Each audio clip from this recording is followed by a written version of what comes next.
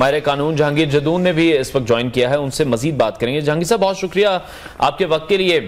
जानना ये चाहेंगे एवन फील्ड के हवाले से, नवाज शरीफ साहब को हम देख रहे हैं, बड़ी एक कानूनी रुकावट खत्म हुई है, रिलीफ मिलने का सिलसिला जारी है, मुख्तलिफ पार्टीज इस रिलीफ को बहुत मुख्तलिफ नाम देते भी दिखाई दे रहे हैं, लाडला प्लस उन्हें कहा जा रहा है। और आप क्या समझते हैं पाकिस्तान मुस्लिम लीग नून के लिए कितनी बड़ी खबर है ये, और जो दूसरी पार्टियां हैं जिन्होंने जाहिर बात है इंतखाबात में इन्हीं के साथ हिस्सा लेना है, वो भी इसी इंतजार में थी कि इस फैसले के बाद वो भी अपनी जो सियासी हिकमत अमली है उसका फैसला करेंगे? बहुत शुक्रिया जी। देखें, अब इस केस के जो कल का फैसला है, जो एक्विटल का फैसला है, उसमें देखें ना, उसके बैकग्राउंड में देखें कि केस किस तरह बनाया गया, उस झूठे केस है जिस तरह बोंडे केस की वजह से उन्होंने कितना सफर किया और पूरी पाकिस्तान के अवाम ने कितना सफर किया। आज जो हालात आप देख रहे हैं इसमें कोई शक नहीं है कि कितनी महंगाई है, बाकी चीजें किस तरह जा रही हैं, अनएम्प्लॉयमेंट कितनी है, बिजली के मसाइल हैं, एनर्जी के अदर प्रॉब्लम्स हैं। तो इसमें देखें ना, ये सबसे बड़ी आप देखें इसकी जो रूट काज है, आप ग्रास रूट देखें उस पर, तो उसमें जो जिन्होंने ये केस बनाया था उनकी इंटेंशन क्या थी? ये इंटेंशन थी कि इनको 5 साल के लिए सियासत से, एक्टिव पॉलिटिक्स से बाहर रखें। वो उस इंटेंशन में कामयाब हो गए हैं, लेकिन उसका नुकसान किसको हुआ है? उसका नुकसान पाकिस्तान को हुआ है, उसका नुकसान पाकिस्तान की आवाम को हुआ है, उसका नुकसान मुझे हुआ है, आपको हुआ है, जो ऑर्डिनरी उनको हुआ है। अब उनकी तो जो ईगो थी वो पूरी हो गई है। उन्होंने यही आज दिन तक किसी देखें सियासी लीडर को सवाए जुल्फकार अली भुट्टो के, उनका भी जो है जुडिशियल मर्डर कोर्ट ने खुद एक्सेप्ट किया है। किसी ऐसे लीडर को सजा होती है, परमानेंट नहीं होती, 2-4 साल होती है। वो अंदर एक आसफ जरदारी 11 ईयर जेल में रहे हैं। तो बाकी तो देखें ना, 2 साल 3 साल के बाद एक पॉलिटिकल एरिना से दूर करते हैं, फिर उनको दोबारा उसमें जो है वो इंटर हो जाते हैं। तो उनको दूर रखने के लिए ये पाकिस्तान को, आज पाकिस्तान की 76 साल के बाद भी यही हालत है कि हमारे पास 2 बिलियन अपने रिजर्व, $2 बिलियन भी नहीं है। वो साथ हमारे इंडिया को देखें, 70-76 बिलियन डॉलर जो है वो रिजर्व है, वहाँ पे स्टेबिलिटी है, डेमोक्रेसी है, हालांकि कितना बड़ा कंट्री है, उसकी आबादी को आप देखें। तो उसमें आप देखें ना, यहाँ पे जो इंटरफेरेंस है, मतलब हर इदारा दूसरे के कामों में इंटरफेयर कर रहा है। तो इससे जो जमहूरियत की पटड़ी पे चलती है ट्रेन, तो उसको आगे चलना ही नहीं था। 1 साल 2 साल 3 साल जब थोड़ा सा हालात सुधरते हैं, तो चाहे किसी की भी हुकूमत हो, उसको फिर आगे देखते हैं जी हमारे सबसे बड़ा जो है यहाँ पे पावर, पॉलिटिक्स और ईगो का मसला होता है। लेकिन जहांगीर साहब, सब कुछ हो गया, बरियत भी हो गई, पर मेरा सवाल और कुछ लोगों का सवाल यही है कि वो उस सवाल का क्या बनेगा कि ये फ्लैट्स थे किसके, खरीदे कब गए, वो सवाल तो वही के वही हैं। बेशक नवाज शरीफ साहब बरी हो गए हैं, लेकिन लोगों के ज़हनों में सवाल अभी तक वहीं का वहीं। और आपने जैसे कहा ना कि 5 साल एक पार्टी ने भुगता, नवाज शरीफ साहब की ताहयात नाअहली के फैसले भी सामने आए, गो के अब उनके ऊपर दोबारा से समातें शुरू हुई, लेकिन सियासतदान कब तक इन चीजों को भुगतते रहेंगे? असल जिम्मेदारान को भी तो सजा मिलनी चाहिए ना। और फिर कोर्ट से ही इस किस्म के फैसले सामने आते हैं, तो फिर who is responsible for all this?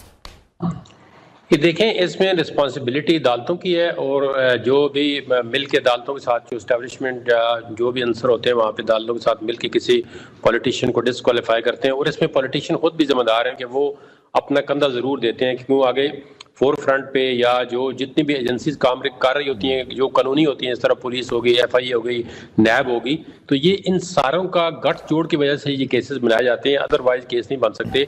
आज दिन तक किसी अदालत ने नहीं कहा जी झूठा केस है तो क्यों बनाया था, या उसकी क्या सजा होगी। अभी नैब को कौन पूछेगा कि आपने भाई ये झूठा केस क्यों बनाया था?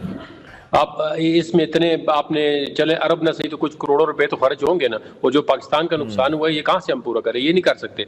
देखें, जहां तक फ्लैट का तलक है, फ्लैट अगर आप किसी पे एलेज करते हैं, मिसाल के तौर पे आप में या किसी बंदे पे आप एलेज करते हैं जी कि आपके जो एसेट्स हैं वो आपकी इनकम से ज्यादा हैं, तो उसमें दो जो प्राइमरी चीजें ना, बहुत प्राइमरी फिशाई जो है, सबसे पहले आपको ये रेफरेंस बन नहीं सकता जब तक आप ये चीज स्टैब्लिश न करें कि आपकी इनकम कितनी है और जो एसेट आपने एक्यूमुलेट किए इनकी इनकम कितनी है। और आपकी तो उससे मुराद है आपकी फैमिली की है, जो जिस बंदे ने वो चीजें परचेज की हैं, ये उसको बताना पड़ेगा कि आपकी ये वाली जो परचेजिंग पावर किस वक्त आपकी इनकम कितनी थी और जो एसेट से उसकी उस वक्त मालियत कितनी थी। जहांगीर साहब, यही तो मसला कि बताया ही नहीं जा रहा ना, यही तो आवाम जानना चाहते हैं। नहीं, ये आप नहीं बताया, कौन बताएगा? जो केस बनाता है उसे बताएगा कि आपकी इनकम भाई ये है। अब देखें ना, अगर आप किसी जगह पे मुलाजम है, नौकरी कर रही हैं, तो मुझे नहीं बताना है। वो जो इन्वेस्टिगेशन अफसर होता है वो जाके वो डिपार्टमेंट से कहता है जी इनकी पे स्लिप दे दें। वो पे स्लिप आती है ना, उसको बंदा इनकार कर सकता है, ना डिपार्टमेंट ना नैब वाला। वो कहता है जी ये सैलरी आप ले रहे हैं, ये आपके बैंक अकाउंट में जा रही है, इसे मुझे बताने की क्या जरूरत है? मैंने अगर किसी सरकारी इदारे से कोई फीस ली है एज ए वकील, तो मुझे बताने की क्या जरूरत है? उनको पता होता है, वो सरकारी इदारे कहते हैं जी इनका बताएं जी कितनी पेमेंट की, इनको कितने चेक दिए, उससे कितना टैक्स काटा है, वो तो ऑटोमेटिकली चीजें आ जाती हैं। लेकिन जदून साहब, लेकिन ये जो तमाम केस जिस तरह से चला, हमने देखा जिस तरह से बक्से भरकर जाते थे, वॉल्यूम 10 की हम बात कर सकते थे, इतना सब कुछ होता रहा, क्या फिर वो सब कुछ झूठ था? उस वक्त की नैब गलत थी, आज की नैब गलत है? इतनी कमजोर तफ्तीश अगर उस वक्त के नैब चेयरमैन ने की, उनके खिलाफ फिर क्या एक्शन होगा? बोगस केस था, तो फिर तो सियासतदान अपने पैरों पर खुद ही कुल्हाड़ी मार रहे हैं। एक ड्राउनी स्टेटमेंट आती थी, वॉल्यूम 10 खुल गया तो पता नहीं क्या धमाका हो जाएगा। ये देखे ना, जो उन्होंने राजा बाजार से वो पुराने वक्तों के वो टीन के बॉक्स होते हैं, इतने बड़े बड़े बॉक्स, वो 2 गाड़ियों में लेके जाते थे, तो उनमें यकीन करें सारी फोटो कापियां थी जितनी है, मतलब एक से रिकॉर्ड दूसरे से रिकॉर्ड, वो आज दिन तक मुझे लगता है कि मैं ऑनेस्टली कह रहा हूं कि किसी जज ने भी मुकम्मल तौर पे वो किताबें नहीं पढ़ी होंगी। लेकिन उस वक्त भी जदून साहब किसी की कहने की हिम्मत नहीं हुई थी कि वॉल्यूम 10 में सिर्फ फोटोकॉपीज ही मौजूद होंगी। हम सिर्फ ये पॉइंट रेज करना चाह रहे हैं कि फिर नैब को इसका मतलब सिर्फ पॉलिटिकल इंजीनियरिंग के लिए इस्तेमाल किया जाना चाहिए, अब नैब में रिफॉर्म्स होने चाहिए, या फिर नैब को बंद कर देना चाहिए? मेरे ख्याल में तो देखिए, उन्होंने जब नैब के ये जब पीटीआई की हुकूमत थी तो उन्हें पता है सारी चीजें स्टैंड स्टिल पे आ गई थी। कोई डेवलपमेंट का, इवन आप इस्लामाबाद के अंदर देखिए मेट्रो बनी हुई थी, उसका ट्रैक बना हुआ था, तो एक ईंट उन्होंने नहीं लगाई, कोई डेवलपमेंट का काम नहीं किया, ना कोई प्रोजेक्ट लगाया। उसकी वजह यही थी कि जो वहां पे फेडरल ब्यूरोक्रेसी थी या प्रोविंशियल ब्यूरोक्रेसी थी, वो डर रहे थे स्वाय पोस्टिंग ट्रांसफर के, वो कोई काम नहीं, प्रोजेक्ट का कोई काम नहीं, वो कहते हैं जी कल को हमको नैब पकड़ लेगा।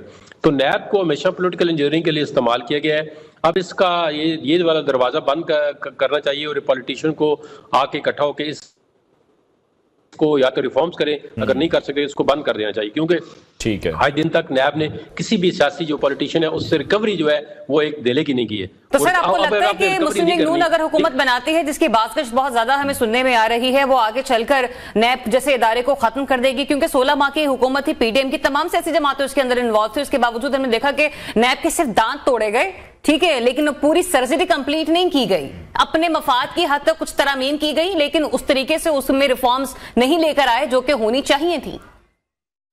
बिल्कुल आपकी बात देखिए बेजा है कि इसमें वो वाली रिफॉर्म्स लेके आए कि एक इसमें कोई झूठा या फेक केस ना बन सके, उसकी प्रॉपर इंक्वायरी होनी चाहिए, और अगर इसके अंदर एक ये लॉ डालें कि जिसने झूठा केस बनाया उस पे उसी ऑफेंस की एफआईआर या रेफरेंस उस पे लगाएंगे।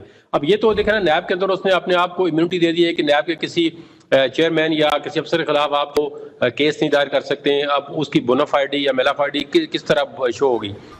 तो उन्होंने नैब के अंदर एक क्लास डाली हुई है कि ये इम्यून है फ्रॉम यूसी, अगर इन्होंने कोई इन गुड इंटेंशन को केस फाइल कर दिया, ये जो रेफरेंस फाइल कर दिया तो इनके खिलाफ कोई जो है ना वो एक्शन नहीं हो सकता, लेकिन डैमेजेस का सूट जरूर हो सकता है। अब नैब के देखे ना, इसको अगर रिफॉर्म्स करना है तो तमाम पॉलिटिकल पार्टियों ने करना है, एक पार्लियामेंट के जरिए रिफॉर्म्स होगी।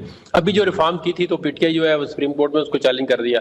ये पॉलिटिकल पार्टियां हाइड एंड सीक जो है ना गेम खत्म करें, एक मुल्क के इंटरेस्ट में काम करें, लेकिन वो होता हुआ नजर नहीं आ रहा। ठीक है, तो मतलब मिसाक जमहूरियत जैसे मामला जो हैं वो सिर्फ एक पेपर की हद तक महदूद नहीं होने चाहिए, प्रैक्टिकल भी उस पर अमल होना चाहिए। बहुत शुक्रिया सर, आपने अपना वक्त दिया, लेकिन मेरा सवाल फिर जाते जाते अभी ब्रेक पर वही है कि